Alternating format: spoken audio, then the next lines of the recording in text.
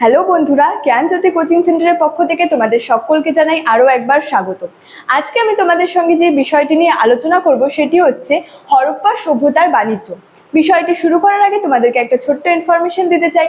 তোমরা যারা আমাদের কোচিং সেন্টারে এখনো যুক্ত হওনি কিংবা যুক্ত হতে চাইছো, তারা উপরে দুটি নাম্বার দেখতে পাচ্ছ, 6295916282 এবং 7076398606।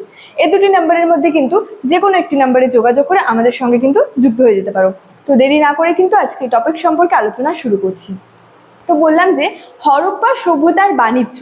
তো বলা হয়েছে যে কৃষি, শিল্প, ব্যবসা বাণিজ্যকে কেন্দ্র করে কিন্তু এই যে আর কি হরপ্পা সভ্যতা বলা যায় যে আর্থিক দিক থেকে কিন্তু যথেষ্ট সমৃদ্ধ ছিল এবং সেখানে যে মানুষের জীবনযাপন ছিল সেটাও কিন্তু আর কি যথেষ্ট সচ্ছল ছিল।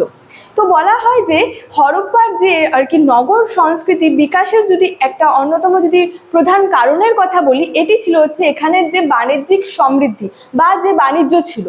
তো এবং যে হরপ্পাবাসীদের আর কি প্রধান জীবিকাই ছিল কিন্তু ব্যবসা বাণিজ্য। এবার এখানে যে ব্যবসা বাণিজ্যের কথা বললাম, তো এখানে বাণিজ্য হচ্ছে দু ধরনের ছিল, একটা হচ্ছে অভ্যন্তরীণ বাণিজ্য, একটা হচ্ছে বহির্দেশীয় বাণিজ্য।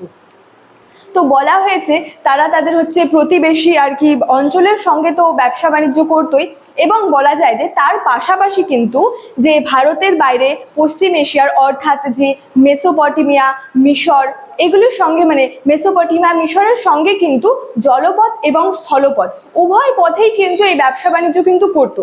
অর্থাৎ তারা তাদের প্রতিবেশী অঞ্চলের সঙ্গে তো ব্যবসা বাণিজ্য করতোই, তার পাশাপাশি মেসোপটেমিয়া, মিশরের সঙ্গেও কিন্তু জলপথ এবং স্থলপথ উভয় পথেই কিন্তু ব্যবসা বাণিজ্য করত।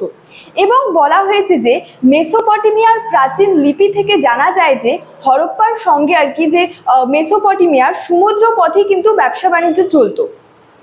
এবং লোথালে হচ্ছে একটি জাহাজ ঘাটা আবিষ্কৃত হয়েছিল।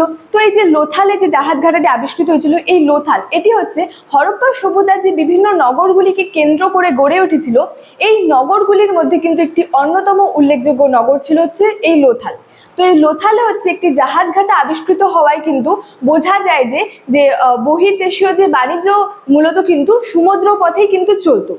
এছাড়াও বলা হয়েছে যে মহেঞ্জোদারোতে হচ্ছে এক শিলমোহরে হচ্ছে নোঙর আর কি নোঙর থেকে আর কি মানে নোঙর করা হচ্ছে একটি যে নৌকার ছবি পাওয়া গেছিল। তো এর থেকেই অনুমান করা হয় যে হরপ্পা সভ্যতায় আর কি যে নৌকার ব্যবহার ছিল। তো এর থেকেই বলা যায় যে নৌকার সাহায্যে আর কি নদী পথে আর কি ব্যবসা বাণিজ্য চলতো।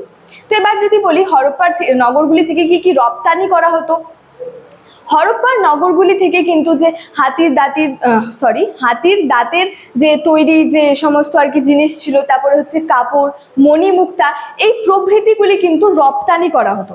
এবার যদি বলি কি কি আমদানি হতো, তো এখানে বলা হয়েছে যে পারস্য ও আফগানিস্তান থেকে আর কি ল্যাপিস লাজুলি এগুলি হচ্ছে আমদানি করা হতো। তারপর হচ্ছে কর্ণাটক থেকে সোনা, তারপরে হচ্ছে যে গুজরাট থেকে দামি পাথর, কাথিওয়াড় থেকে হচ্ছে শাক, তারপরে বলা হয়েছে যে ইরান থেকে হচ্ছে সোনা, রূপা, টিন, এগুলি কিন্তু হচ্ছে আমদানি করা হতো। এবার বলা হয়েছে যে ওই মানে বিনিময় ওইসব জায়গায় আর কি রপ্তানি হতো হচ্ছে যে সুতি বস্ত্র, হাতির দাঁতের তৈরি হচ্ছে যে শৌখিন দ্রব্য, এগুলি কিন্তু যে রপ্তানি হতো। তো পরিশেষে এটাই বলা যায় যে কৃষি, শিল্প, ব্যবসা বাণিজ্যকে মানে ব্যবসা বাণিজ্যের উপর নির্ভর করে কিন্তু এই যে একটা যে এই ধরনের আর কি সুমহান সভ্যতা আর কি গড়ে উঠেছিল। এবং এখানের যে মানুষের যে জীবনযাত্রাও কিন্তু যথেষ্ট উন্নত ছিল, বলা যায় মানুষের জীবনযাত্রার মান যথেষ্ট উন্নত ছিল এবং সেখানে মানুষরা আর কি সচ্ছলভাবে আর কি জীবনযাপন করতো। তো স্টুডেন্ট, এই ছিল আজকে আমার আলোচনার বিষয়। ভিডিওটি ভালো লাগলে লাইক, কমেন্ট এবং বন্ধুদের সঙ্গে শেয়ার করে দিও। দেখা হচ্ছে তোমাদের সঙ্গে পরবর্তী ভিডিওতে। Thank you so much. Thanks for watching.